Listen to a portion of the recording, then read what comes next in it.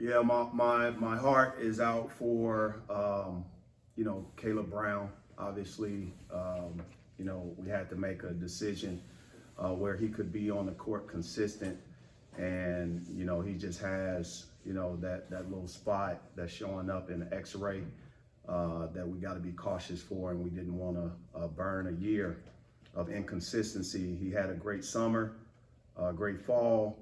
The team will miss him. There's no doubt about it. His experience, when he played last season, when he played over 10 minutes, he was our highest graded defender. He did some things on the road, helped us win at Ole Miss. So he's going to be missed, but he's going to have a road of recovery that will allow him to still be involved, whether it's film, be involved with his teammates in preparation. Today, he was involved on the court as it relates to just game planning, management, talking. So he's moving into a coaching role, so to speak, while also keeping abreast of his rehab, conditioning, and strength and conditioning, and everything that he has to do academically. So that's part of it. Obviously, it's time to regroup. Didn't perform how we wanted to perform last game. Hats off to our last opponent. Obviously, we got another tough South Carolina State team coming in. Unbelievable coach, comes from the West Virginia coaching tree. Coach Martin has done a great job in this program, and definitely can pose problems for us defensively and offensively with what they do in their style of play. All right, questions? Dennis. How have you seen your team kind of, tackle flipping the page, when you have an emotional loss like that against Jackson State in the final seconds? Yeah, one game doesn't define you. I think when you look at the big picture, you have pockets of experience that you can take things away from. And that last 2 minutes gives us a real live situation, whether NCAA tournament play, or even otherwise in this season. An opportunity to grow and learn. Whenever you go 1 for 4 from the free throw line in the last minute, 2 turnovers in the last minute, and obviously give up 3 field goals, you put yourself in a bad spot. And at that point, we didn't execute. I think last year we were able to go 8-0 in games decided by less than 1 or 2 possessions. And this time we didn't come up on that end of the game. So we regrouped, we watched the film. Our guys, trust me, they felt bad about it. But the thing is resetting your emotional capacity so you can move forward, because the game comes quick, it comes fast, and nobody's going to have anything sad to say to you, especially our opponents. So they're coming in here trying to expect to win, and we got to get back to the things that we normally do. We got to take care of the basketball, have a positive assist to turnover ratio. Alex, not just the last 2 minutes, but after watching the film of that entire game, did you see things that you think are pretty easily fixable, or did you see things that concern you bigger picture? Well, there were no concerns. It's just the big picture of there were pockets of runs that both teams made. We were able to get up. They started to get up.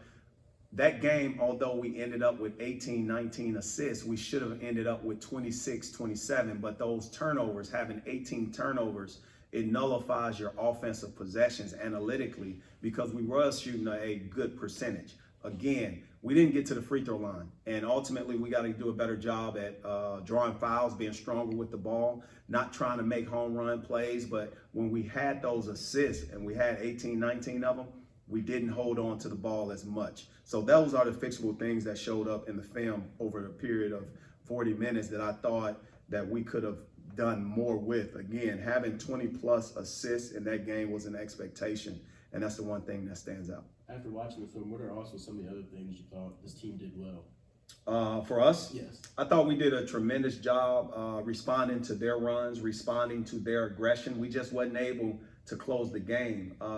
We put ourselves in a situation to win.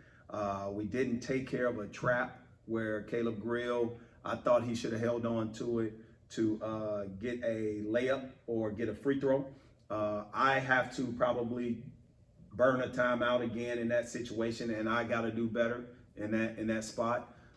In addition, the other thing that stands out is me possibly calling a timeout to set up a press instead of letting Adams just freely dribble up the court. It's just learning experiences that you put your team in those situations, but ultimately trying to figure out what's best for us moving forward. How do you talk about going to the free throw line, kind of getting more opportunities there? How do you coach that in practice?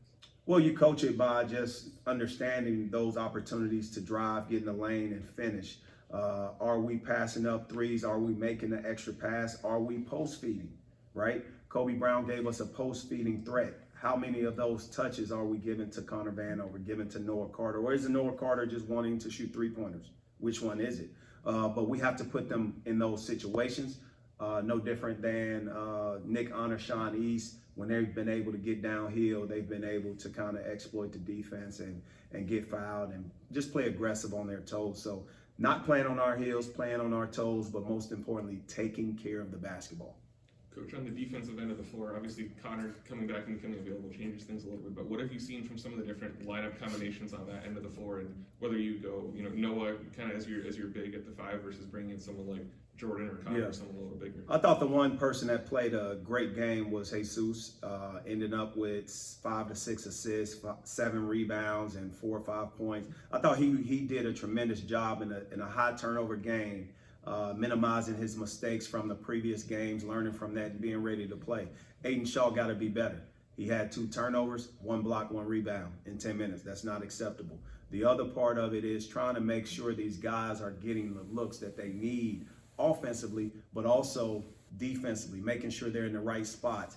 There is a big difference between 2 inches to the right and 2 inches to the left, right? You have to be in the right spots to cut off angles, and I don't think we did a great job. Jordan Butler did a tremendous job throughout that game, walling up and presenting size, but on the other side of it, knocking down 2 free throws, but before that, taking the dunk and spacing. Spacing is important. The other thing is blocking out.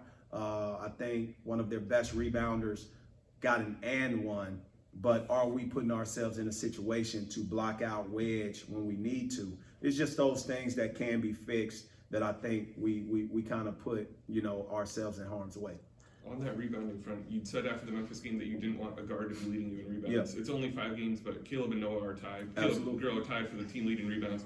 Just is that something that you're becoming more okay with, or process-wise you still don't want to play out, or how do you kind of navigate that? That's a great question. I still want Caleb Grill to try to lead us in rebounding, but the incentive is Aiden Shaw having rebounds per minute, Noah Carter having rebounds per minute, Jesus having rebounds per minute, Connor Vanover rebounds per minute, Jordan Butler. Those guys got a rebound, but right now the most consistent one is Caleb Grill, and that's just how he's been playing.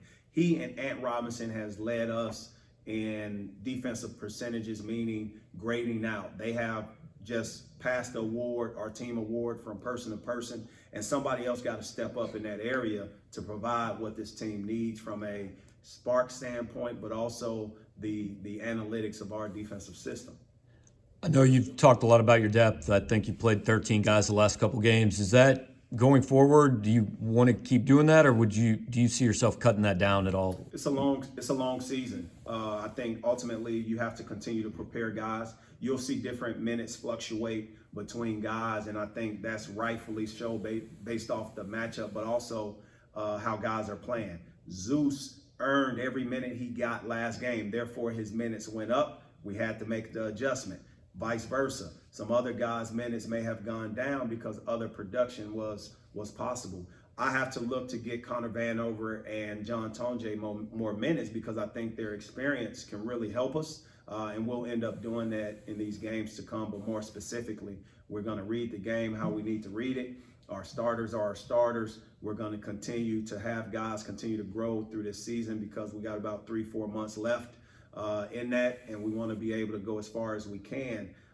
We know one thing for sure: the game of basketball presents a lot of situations, a lot of curveballs. We did not anticipate having Caleb Brown out. We did not anticipate that. However, now next man up, we have to put him on a rehab so he can get back strong. He can come back this year, but I don't want the inconsistency of that to distract him, but also he's been working too hard not to be able to have a 30-game season where he plays 30-plus games. All right, final question in the back. Coach, you talked before the year about wanting to schedule more difficult games. Obviously, 2 close losses early in the season. What kind of lessons can you learn from a couple heartbreaks in November to maybe learn from it in March and April? Well, I think they prepare us each week. Ultimately, when you look at possession games that we played our last opponent, right? That's no different than being able to learn in those situations. Think of the last 2 minutes, the 2-minute drills. You can practice that all you want, but if you don't have those situations show up in games, you may not be prepared in conference or in March or in a conference tournament or in an NCAA tournament, right? You got to be able to put yourself in those situations. And again, we identify styles of play in our scheduling that can pose a problem, but also prepare us for our conference.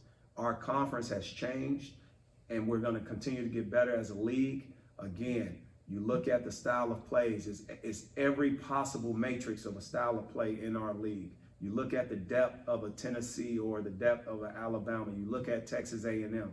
You look at Ole Miss. You look at every possible scenario that teams play, but also the coaches that lead these programs.